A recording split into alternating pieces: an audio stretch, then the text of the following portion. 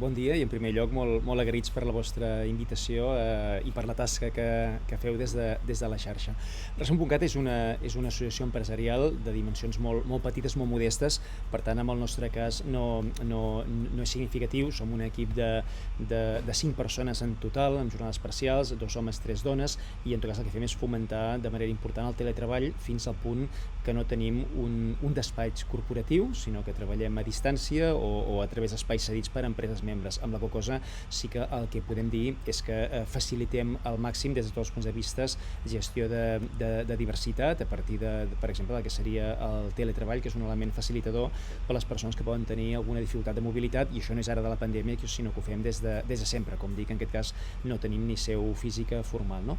I en tot cas, com a organització que és petita però que és empresarial, sí que potser l'acció principal seria de foment entre les empreses membres i en el conjunt del teixit empresarial de Catalunya de bones pràctiques per mirar de connectar les bones pràctiques que siguin, en aquest cas si parlem de gestió de la discapacitat, en un model integral de gestió de la responsabilitat social. Mira, jo els tinc aquí tots, veus? Tinc tots els ODS, no? Els tinc tots aquí, però tu has parlat sobretot has dit el 8, el del treball, el 10 d'igualtat, el 17 d'aliances, però jo començaré per parlar-vos del número 18, que no existeix el 18. Per què el 18? Doncs perquè els ODS, i m'interessa molt començar per aquí, són els objectius, és allò que hem d'aconseguir en el món entre tots. Però clar, per una empresa concreta, i aquí pot haver empreses de moltes dimensions, i pot haver-hi organitzacions modestes, no? Que dius, bueno, això a mi m'aclapara, no? Perquè això és el que hem d'aconseguir en el món mundial, i per tant, si llegeixes, doncs hi ha alguns redactats que estan molt dirigits en els estats, a les grans empreses, a països del sud, no?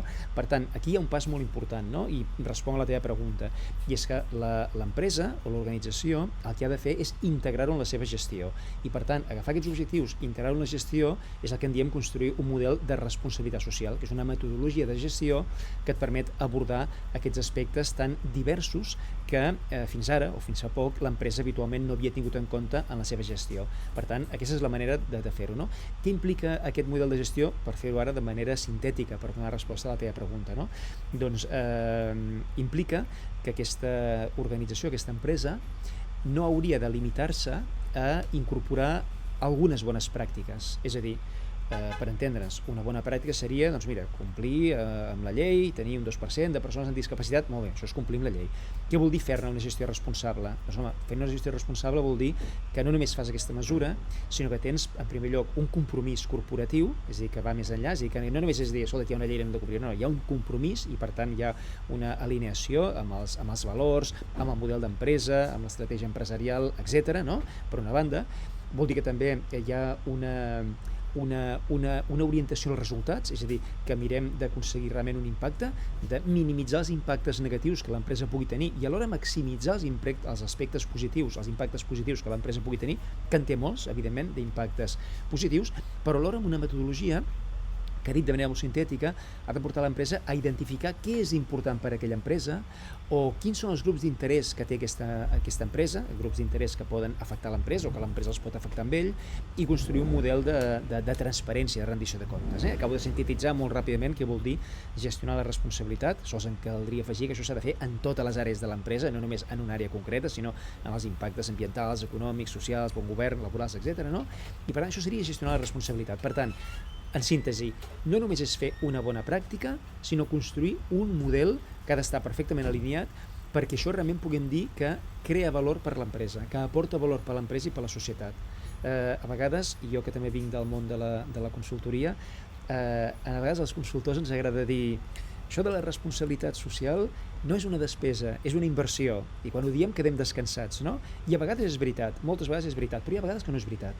I per tant el que es tracta és d'assegurar que realment aquesta despesa que tu fas sigui una inversió. Llavors la pregunta és, com ho fem perquè aquesta aposta, en aquest cas si parléssim per la integració de persones amb algun tipus de discapacitat, com ho fem perquè realment sigui una inversió? Com ho fem perquè realment sumi i no resti? Com ho fem perquè realment ajudi a millorar els valors de l'empresa, a valorar el clima intern, l'esperit d'equip, el treball per competències, la identificació de competències, el talent de les persones? Aquest és el repte. Una empresa que no es plantegi tot això d'aquí acabarà fent purament una bona pràctica que fins a cert punt serà mediocre i poc sostenible, perquè al final dirà, mira, ho he fet i em sento satisfet d'haver-ho fet, però allò no aportarà el valor suficient com perquè vagi a més i pugui anar més enllà d'aquesta bona pràctica.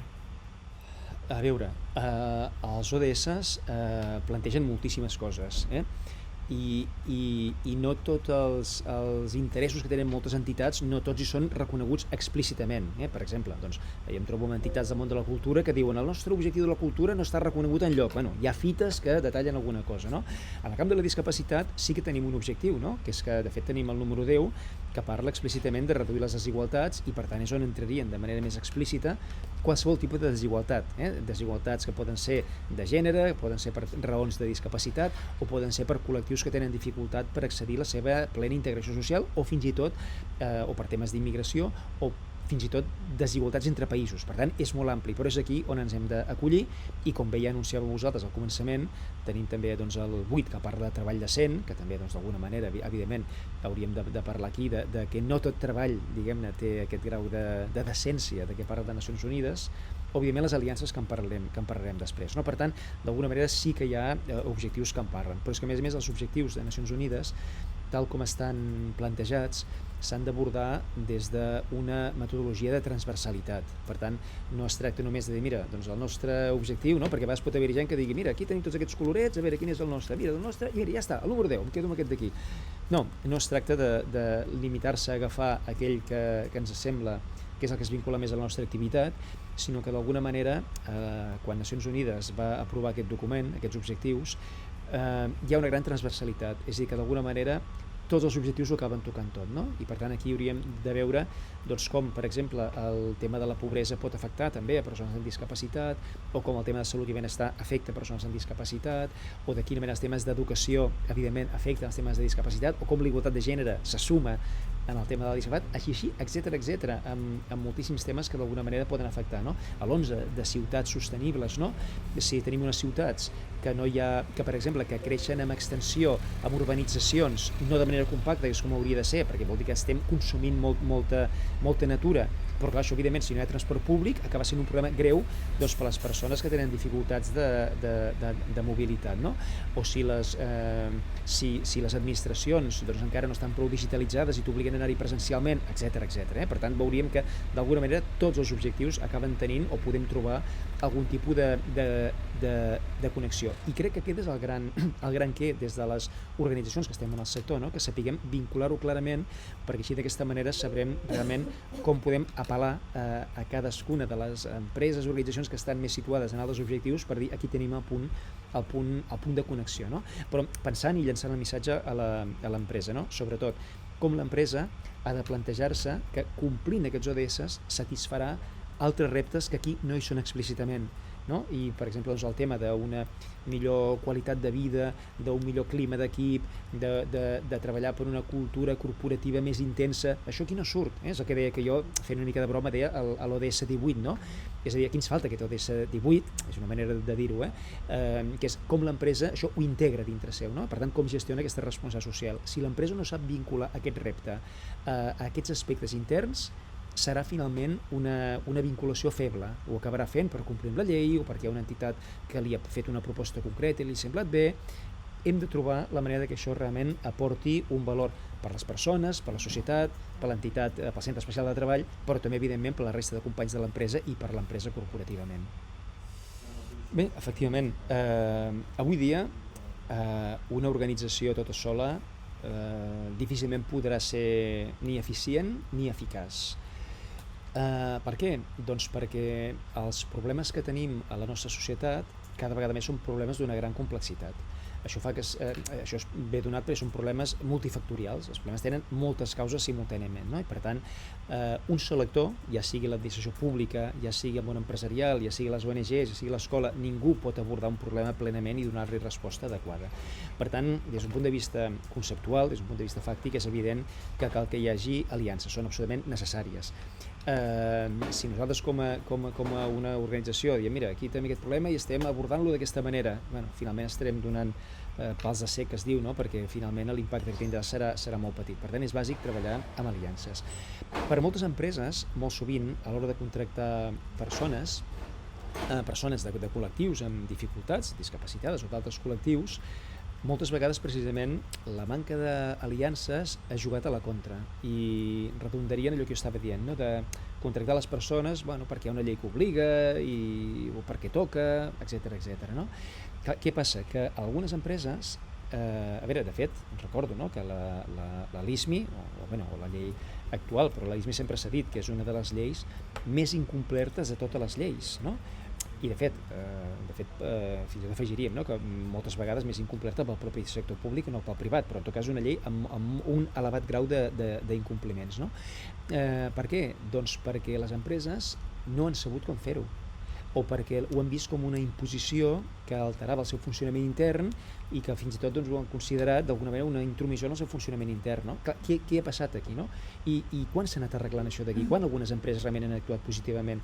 Quan han tingut un suport realment, perquè hi ha hagut programes que han permès, a través d'obres bancàries o a través d'administracions, el que sigui, que han permès realment fer un acompanyament a l'empresa. Quan a l'empresa se li ha dit, mira, et proposo un seguit de persones que quadren amb el que tu necessites, que tenen les capacitats perquè tu necessites, però a més, que si aquesta persona no funciona, no et preocupis, que aquí estic jo per ajudar-te, per buscar com s'ha de solucionar, o si convé per canviar el perfil de persona, perquè evidentment, com en qualsevol altra contractació de persones, pot ser que no funcioni. No?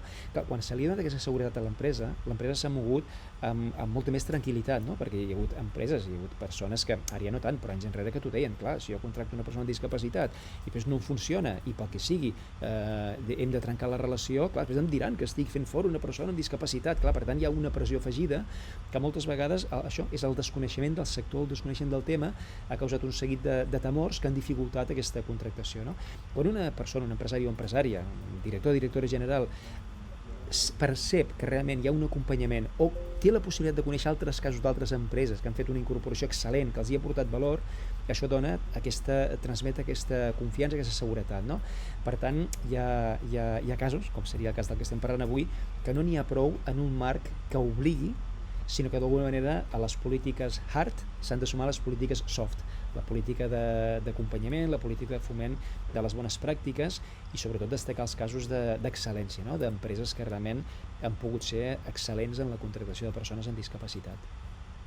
O sigui, aquí hi ha un seguit d'aliances que sí que serien, diguem-ne, les més habituals entre empresa i entitats socials, no? Però crec que aquí també hem d'aplicar una visió el més àmplia possible, i parlar, doncs, quan es parla habitualment de la quàdruple hèlix, no?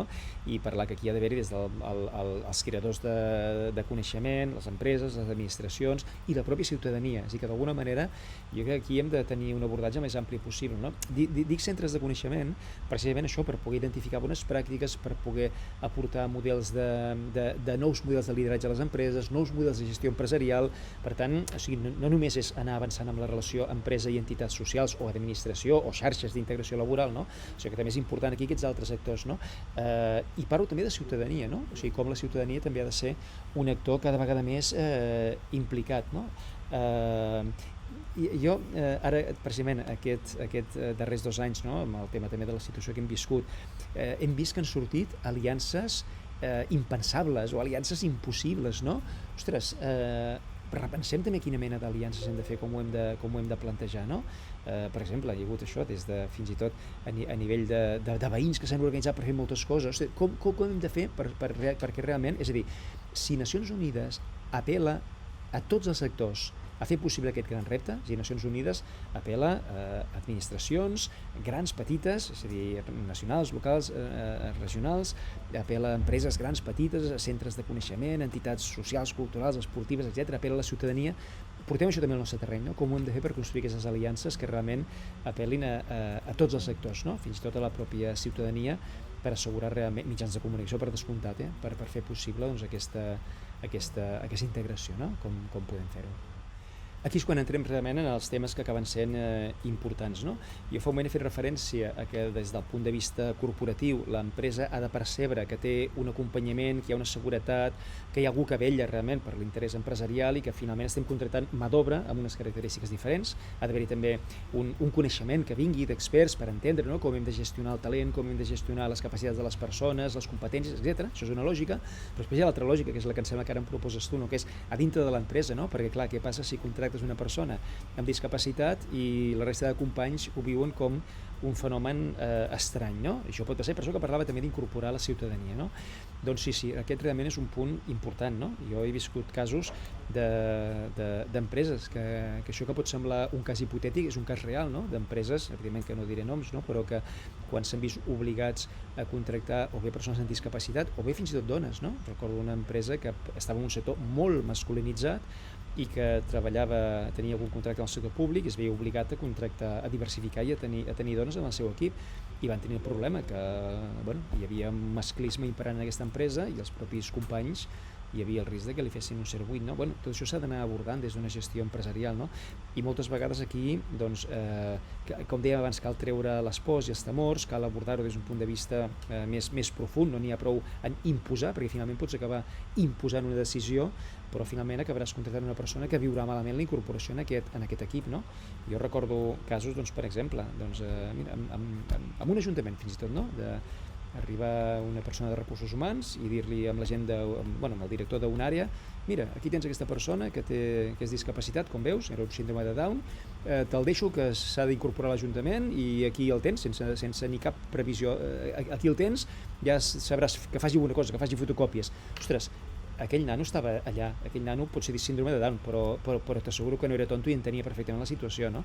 I a vegades hi ha un moment en què penses, escolta, per contractar una persona així, potser és millor no contractar-la, perquè clar, estem parlant d'integració laboral i social, però ha de ser feta en unes condicions de dignitat i de decència, no? A l'ODS 8 potser complirien el 10, però no el 8 en aquest cas, no? Per tant, ho dic perquè ha d'haver-hi realment una seriositat en la manera com es fan aquests temes, no? Això ens hem d'anticipar. I com ens hem d'anticipar? Doncs si preveiem que és una organització que pot tenir alguna dificultat cultural per fer-ho, doncs prèviament d'això hem de treballar amb l'equip la importància de treballar per competències i no purament pel fet que una persona pugui tenir alguna discapacitat. Vol dir que hem de treballar a vegades la socialització de les persones. Pot haver-hi empreses pel sector en el qual estan, per exemple, això, deia abans, empreses que tenen un component molt masclista, doncs empreses que potser hi ha persones que estan treballant amb feines de potser poc nivell des d'un punt de vista cultural, i persones que potser quan surten la seva vida és molt sortir, i perdoneu que estic fent un retrat, però estic pensant en empreses, en casos reals, estic pensant que no diré noms, però un perfil de persona que potser surt de l'empresa i se'n va al bar i a casa i que no té... Doncs potser aquest tipus d'empreses primer ha d'haver una sacsejada, no? D'intentar fomentar que coneguin persones que viuen en altres realitats, que puguin fer voluntariat, que puguin conèixer realitats socials, poder-les normalitzar. Clar, això forma part del compromís d'una empresa, no només en complir una normativa, no? Sinó en intentar formar part de la societat. Cada vegada més hi ha organitzacions que en l'evolució de la seva responsabilitat social, al llarg d'aquests últims 15, 20, 25 anys, que podem parlar de responsabilitat social com un enfocament que ja no té res a veure amb els models filantròpics o d'acció social que hi havia abans. Estem parlant d'ara d'un model que realment estem parlant d'una manera de gestionar l'empresa, no estem parlant de ficció social, estem parlant d'una manera de gestionar l'empresa. Això és la responsabilitat social, no? Doncs aquests models han anat evolucionant cada vegada més, i en els últims 3 anys cada vegada més les empreses que tenen un compromís realment profund el que fan és portar-ho en el màxim nivell, no? I fan que el sentit de la pròpia empresa, s'arriba a parlar d'empreses amb propòsit, no? Empreses que tenen un propòsit social, un propòsit empresarial que va més enllà de la seva pròpia funció, no? Jo em dedico a fabricar taules, però escolta'm, jo tinc un propòsit, no? I és que jo vull facilitar la vida de les persones, vull contribuir que el món sigui millor, vull contribuir a la salut del planeta. Quan una empresa es planteja això en el màxim nivell, i fins i tot hi ha empreses que poden arribar a canviar els estatuts, no? Per dir que no només es deuen als accionistes, sinó que es deuen a la societat i als seus grups d'interès, aquest tipus d'empreses que realment tenen un compromís profund, doncs potser no cal arribar tan enllà, però aquest és l'horitzó. Però cada vegada més hi ha empreses que, com que aquest model no és un tema accessori, no és un tema col·lateral, sinó que forma part del model de negoci, no? del nucli del negoci i de la presa de decisions, aquesta empresa és evident que cada vegada més està en aquesta línia d'intentar treballar per aportar uns valors a la societat, que comença per treballar aquests valors en la seva interioritat, no? En l'interior de l'empresa. Per tant, són empreses que contribueixen a crear valors per a la societat, que s'anticipen a grans reptes de futur, no? Són empreses que fins i tot tenen la valentia per fer activisme empresarial. Veiem cada vegada més que hi ha algunes empreses que potser comuniquen a través de xarxes socials, doncs, que estan compromeses amb la diversitat de gènere, amb la diversitat d'origen de les persones, etc. No? Doncs això és fantàstic, no? Perquè hi ha empreses que es mullen i veuen que malgrat que potser puguin perdre clientela per una banda, perquè pot haver-hi gent que no ho entengui, però per altra banda segur que guanyaran molta clientela, la fidelitzaran i es posicionen en la línia de futur. Per tant, això una mica és el màxim, no? Per dir-ho així. Entre aquest màxim i una realitat més mediocre, bueno, hi ha moltes empreses, no?, que estan aquí entremig. La gràcia és dir com aquesta empresa, com dèiem abans, s'ha d'anar situant, ha de tenir aquesta voluntat i l'ha de formalitzar d'aquest compromís de dir sí, jo no només estic aquí per guanyar diners i complir les lleis, sinó que estic per fer una aportació de valor a la societat, no? Que això és el que em farà guanyar legitimitat, que crec que en aquest moment és un pas que moltes empreses plantegen com a necessari, guanyar legitimitat davant de la societat. Bé, sí, nosaltres, tenim empreses que són membres, hi ha empreses de totes dimensions, des d'empreses molt grans, multinacionals, fins a empreses molt petites. De fet, ara a continuació, m'alegra molt de sentir, podrem escoltar el Josep Maria Batalla, que és d'una empresa que és membre de Respon.cat, i és una empresa excel·lent, no?, en aquest sentit, per això que està convidada aquí, però a més també fent programes oberts pel conjunt del teixit empresarial. Per exemple, cada any posem en marxa un programa, que és l'RCPyme, que és un programa d'acompanyament i que és gratuït, gràcies a que tenim en aquest cas el suport del Departament d'Empresa de la Generalitat, i és un programa en el qual s'hi pot accedir i permet un acompanyament perquè les empreses puguin desenvolupar un model de gestió de la responsabilitat social que inclou, evidentment, la gestió de la diversitat dintre l'empresa i moltes altres qüestions, no? D'altra banda, també, per concretar el tema dels ODS, hem estat treballant amb com els ODS de Nacions Unides s'han de localitzar a cada territori, s'han d'adaptar a la realitat de cada territori, i això a nivell de Catalunya s'ha fet, d'adaptar-los, de localitzar-los a Catalunya, però hi ha un pas més, no? I és que a més s'han d'adaptar a la realitat empresarial, i des de Respon.cat hem estat també fent aquest procés d'adaptar-los a Catalunya, localitzar-los, però alhora a la realitat empresarial, i per tant hem treballat amb un seguit d'indicadors perquè per tant concreten cadascun d'aquests ODS, també el 10 de desigualtats, per veure com això s'ha de concretar, no? I aquí tenim per tant unes eines que permeten, i a banda tenim això, altres eines que en els processos que fem d'acompanyament, com a Respon.cat o a través d'empreses membres de Respon.cat, també que s'hi dediquen o que poden aportar coneixement que permeten incorporar aquesta gestió acurada, no? De fet, nosaltres com a Respon.cat, a banda d'aquest RCPyme, no fem, diguem-ne, acompanyament o consultoria, hi ha empreses, fins i tot membres, que sí que s'hi dediquen, però sí que tenim aliances diverses, no?, amb diferents temes. Per exemple, col·laborem amb iniciatives diverses que no tenen ara res a veure, però ja sigui temes de treballar per la reforma horària, treballar per facilitar el projecte Copersona, per treballar en tema d'infants 0-3 anys per facilitar la conciliació de la vida familiar i laboral, o col·laborem amb organitzacions que estan desenvolupant models per la gestió de la diversitat d'origen o en alguns casos o per drets humans, és a dir, que tenim aliances en aquest sentit que permeten treballar-ho per assegurar que disposem d'eines amb cadascuna de les matèries que formen part de la gestió de la responsabilitat social de les empreses. A veure, jo per part meva, i comparteixo evidentment la resposta que has donat, Batalla, però jo diria, segurament una llei que obligui, tenint en compte la disfunció que hi ha, segurament és obligatòria. El problema moltes vegades és que es tracta igual a tots els tipus de discapacitats i per tant hi ha empreses que aprofiten d'alguna manera discapacitats, com pugui ser que una persona vagi en cadira de rodes, que a l'hora de la veritat sí que necessites potser una inversió més gran per habilitar la taula o pel que sigui, o l'espai de treball, però que finalment la productivitat de la persona pot ser la mateixa que no per altres tipus de discapacitat. Aquí segurament ja hauria d'haver un tractament més diferent, o també evidentment hi ha les crítiques a vegades a organitzacions que especialitzades en centres especials de treball en contractar persones d'aquestes característiques, que a vegades també passen coses similars, que no tothom realment aporta el mateix valor a la societat i en canvi finalment es valen dels mateixos avantatges de caràcter fiscal o de bonificacions, no? Però més enllà, i lligar amb el discurs que feies, més enllà, jo crec que l'empresa, a banda del compliment de la llei, que és un plantejament de mínims, el que s'ha de preguntar és quina és la diferència que té en la composició de la seva plantilla i la composició de la societat del seu voltant. Si hi ha una diferència excessiva, si a la societat hi ha un 50% d'homes i de dones, per què la meva empresa no és així? O si a la societat hi ha un tant per cent de discapacitats, per què la meva empresa no és així? I el que s'ha de fer és preguntar, per què? Perquè segurament això li servirà no per veure si compleix o no compleix una llei, sinó per dir quant de talent estic perdent. És a dir, no és normal que hi hagi aquesta diferència, no? I per tant aquí és on s'ha de plantejar l'empresa si està gestionant adequadament la seva selecció de persones perquè realment s'adequi en els seus objectius empresarials, i moltes vegades per prejudicis o per tendències diverses pot ser que deixem de contractar un seguit de persones que ens poden aportar, vaja, i el cas de la Casa de Carlota és una evidència increïble, no? Com han pogut posar en valor doncs, tot aquest talent tan ocult que estava. Jo, si em permets, els hi proposo que ens truquin, que es posin en contacte amb Resum.cat i els convidem a participar en el programa RCPyme per fer aquest acompanyament que és gratuït i que fem un cop a l'any. Això com a recomanació per presentar el nostre programa i la nostra carta de presentació. D'altra banda, com deia abans, jo penso que l'empresa el que ha de fer no és intentar a partir d'aquí dir a veure com contribueixo tots els ODS, sinó que el meu consell és dir, jo com a organització, en quin, 1, 2, 3 màxim, en quin ODS puc fer una contribució fonamental. És a dir, no es tracta de dir què estic fent jo per cada ODS, perquè segur que trobarem alguna bona pràctica, alguna cosa que fem i això ens farà sentir contents, però aquest no és el tema, perquè és que finalment continuaríem fent el mateix. El que es tracta és dir, tu com a organització, és a dir, en el cas de la Casa de Carlota, per exemple, estan fent un servei a empreses per les quals treballen, però a més estan fent una contribució enorme a l'ODS 10. La pregunta és, les empreses aquestes pimes que ens estan escoltant, no?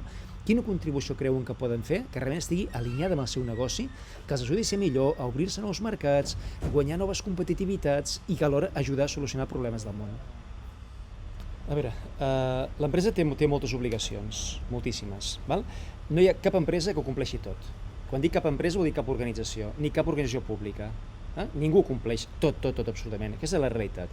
Per tant, hi ha un moment en què tothom acaba decidint si hi ha alguna cosa que no hi arriba i que no compleix. I per tant, per què aquesta és la llei més incompleta? Doncs molt possiblement perquè és una llei que entra en un tema que, és a dir, hi ha molts temes que les empreses desconeixen, i els temes ambientals cada vegada l'empresa ho coneix més perquè hi ha hagut moltes obligacions, molta pressió, perquè els teus proveïdors o clients també ho integren, perquè a més cada vegada més es vincula a la pròpia competitivitat empresarial, perquè es vincula també a rendiment econòmic, perquè és el tema d'economia circular, per tant això l'empresa ho va integrant. Però quan li parles de temes de col·laborar amb la societat, l'empresa es perd, és un tema que el desconeix, a part d'algunes empreses, no? I per tant, potser acaben col·laborant amb el primer que truca a la porta, però no tenen un cert ordre de com han de fer-ho, no? I el tema de persones amb discapacitat passa una altra cosa, i és que és un tema d'aquests socials que l'empresa desconeix, però amb la diferència que a més entra a casa teva, no? En la teva gestió. Per tant, és un tema que fa una certa por.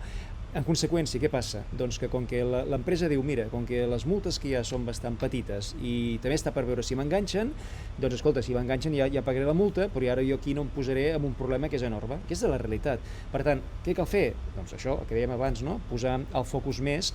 Jo no dic que no hi hagi obligació legal, no dic que no hi hagi d'haver política hard, per dir-ho així, però falta la política soft, que és un procés d'acompanyament per assegurar-ho. I això no només ho ha de fer l'administració, sinó que ha d'haver-hi xarxes a partir de les entitats, a partir d'organitzacions especialitzades que puguin fer-ho, no? I aquesta xarxa ha de tenir dues visions. Una, per tranquil·litzar l'empresa, per veure que el tema el poden fer amb una certa tranquil·litat, amb un suport, que no passa res, aquesta és una, i observar bones pràctiques, i l'altra va més enllà, és dir, com tu empresa has de fer el salt en la gestió del personal, la gestió de les persones, i per tant entrar més en la gestió per competències, del talent, etc. Això és l'excel·lència, no? Per tant, són graus diferents, no?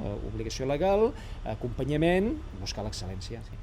El cas que comentes de la Fundació Integralia, promoguda per DKB Assegurances, o del restaurant Universo Santi, allà a Andalusia, que en referència amb el Santi Santa Maria, i també que darrere també hi ha persones de l'empresa aquesta d'assegurances, DKB Assegurances, són casos excel·lents absolutament. Jo crec que aquest és un problema en el qual, un repte en el qual cal un aprenentatge de totes les organitzacions, de totes absolutament, no? I per tant, també crec, si dius que donem un missatge a les administracions, no?